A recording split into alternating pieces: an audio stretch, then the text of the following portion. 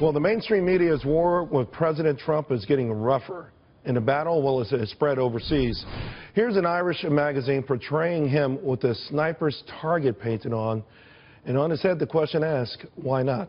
It's not even a question, right? It just says why not. And here's German magazine Der Spiegel depicting him beheading the Statue of Liberty with the caption, America First. Joining me now, Jillian, Melchior, Heather Higgins, and Betsy Woodruff. Betsy, I thought the mainstream media in America was a little tough on President Trump, but this is shocking stuff. It's something else. And I think the important context here to bear in mind is that we think about how confusing the Trump phenomenon was to East Coast media elites. I think it's triply confusing to many of these foreign government or foreign reporters who have an even less or even poorer understanding of American political culture or the way American politics works. Remember, the Trump phenomenon isn't just unsettling to many of these media outlets, it's also totally perplexing, especially if they haven't spent time over here reporting, covering the campaign, beating the pavement in western Pennsylvania and southeast Ohio.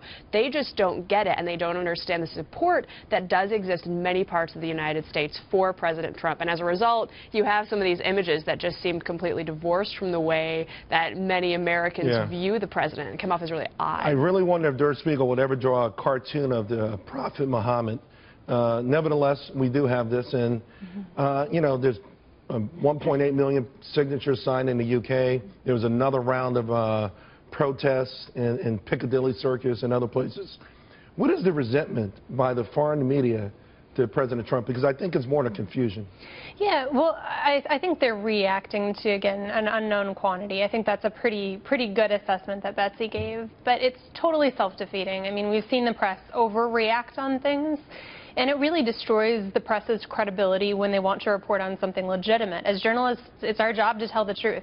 It's our job to report diligently and to encourage transparency. And unfortunately, this administration has sometimes not been transparent. But I think, when you've got coverage like this that are obviously over the top and sensationalist, it makes it tougher for journalists to do their job. And that's an important job. Some are pointing out that maybe Ireland could be a little worried about losing some of those tax benefits. Maybe Germany could be worried about the upcoming election. Nevertheless, these images are really worrisome, for lack of a better word. I mean, this is scary stuff. But you remember Gabby Gifford's camp, there was the targeting magazine, the sort of campaign shot which had these little targets on districts, which clearly was not meant to actually shoot anybody, and the uproar that caused, the horror that somebody could possibly use a bullseye on anything that wasn't even a human being. And I'm hearing crickets over this cover from the same people who were so exercised about that. I actually would not be as kind. Though I'm inclined normally to be kind, but I think that Trump is hitting nerve with these people. They go to a sense, they go to the church of leftism and of certain assumptions.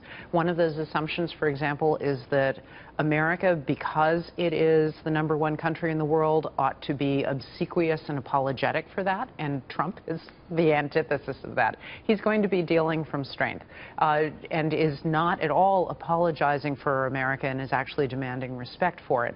And this is going to rattle a lot of cages, particularly internationally. And we haven't heard from anyone in America about this, any of their counterparts in the media. Well, we're talking about it right now. I think this is the kind of thing that draws attention. You certainly saw circulating on Facebook with strong opinions on Twitter over the weekend.